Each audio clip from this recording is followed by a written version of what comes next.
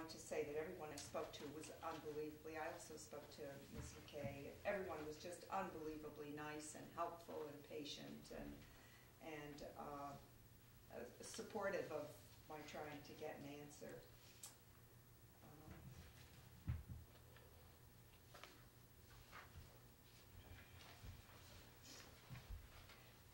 Sorry, I'm very nervous. Don't be nervous. I've never done this before. I did drive through the village and took some pictures of some other people that appeared to be parking on their front lawns, or what might be front lawns if there wasn't snow on them. It's hard to tell. So I wondered how consistent the ticketing is, whether it was, I do live on Central and I understand it's part of the beauty of the village and it's a main thoroughfare.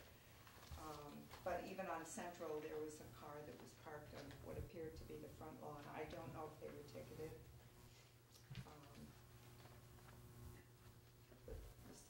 So I guess I'm asking to have this reviewed and to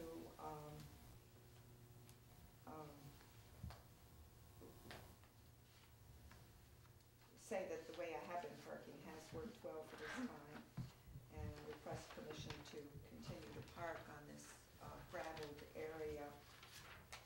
And would you like to see the pictures? Certainly, if you want to pass them over. Okay. The first ones that are in a bunch are what my car looked like parked there. The second one is what it looks like parked off the driveway, and the line goes down the center. And the third set are pictures of some of the other front yard, or what looks to be front yard parking that I've seen.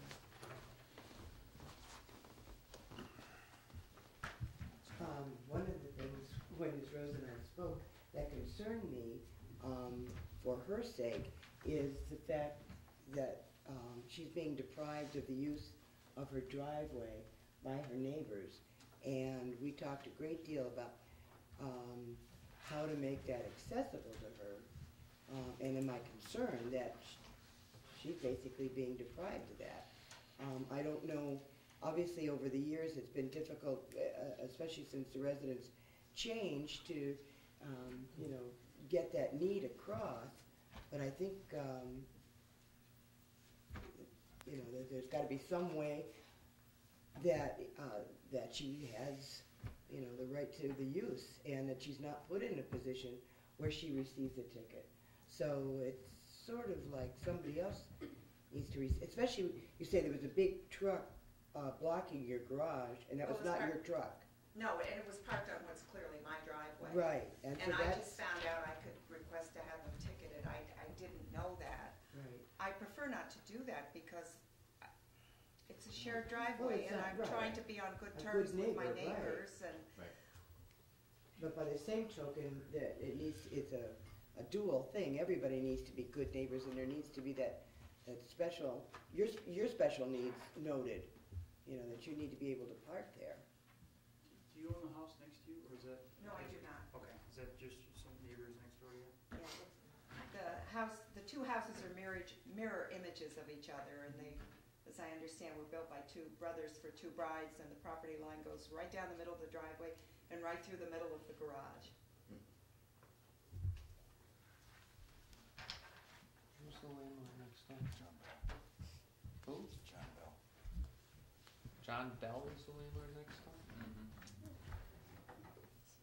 Yes, he is. We've struggled with this over the years, and I found the easiest way is for me not to be in the driveway. But again, that's not right. I mean, it's your property, you're a permanent resident there, and you ought to be able to enjoy that. John, was there a zoning board hearing on this? No. Well, she said she. No, there was, that is the only option that she really has left. I think it's, I don't remember what section it is of the zoning, allows the zoning officer, if it's a home in which the property owner lives and they do not have a driveway or they do not have a garage, I have their authorization to approve a vehicle. But there is a garage and there is a driveway, so I couldn't approve it. And I do have that's what he Yes. wrote. Right. On the, Is the garage shared as well, or is that? yes, the property line goes right through the middle of the garage. There's no separate agreement to only have one tenant or the other using the garage? No, there's two, like, spaces or bays, whatever you call I it. spoke to the property owner next door, seeing if I could help her as well. He said that he'd be more than glad if she wanted to clean the garage out, to use the garage. He would move the snow if he had to in another direction, hopefully, so, you know, so that she could park her vehicle there. And as she explains to me, the garage is not an option because it's very difficult for her to open the door up. Yeah. So are you still planning to meet with the planning board and go over? Right, that was gonna be one of the topics of conversation, at the next meeting, which is, 16? the 16th. 16. 16th. 16. We're gonna bring it up and ask them to start taking a look at some of those things. Again, as John said, you can go for a variance in front of the zoning board, which is different than just, talking with the inspector, and, plead your case, Plead your case, correct. right? And, Okay, I didn't know that. yes, and we can do that, Well, but again, I guess I didn't understand it. Yeah. well, that, The judge suggested that I come here. So I did what he that's always a suggested. good thing. You get it, Ted?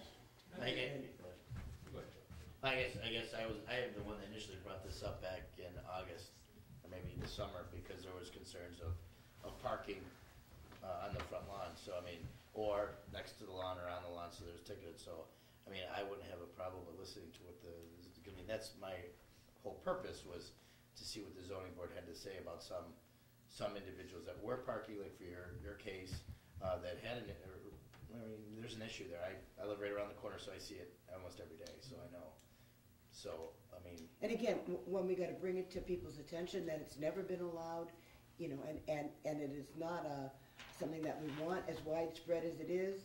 If there's genuine reason and no alternatives, then, but we've gotta explore other alternatives before we give up on the idea, so.